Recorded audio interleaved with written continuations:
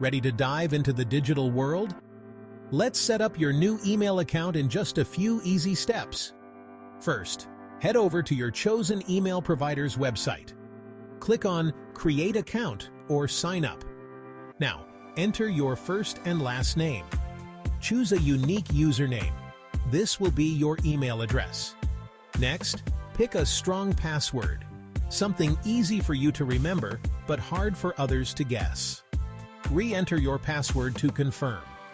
Now, fill in any additional details they ask for, like your phone number or a recovery email. This helps keep your account secure. Agree to the terms and conditions. Finally, click Next or Submit. Congratulations! You've just set up your new email account. Check your inbox for a welcome email and start exploring. See? Easy peasy.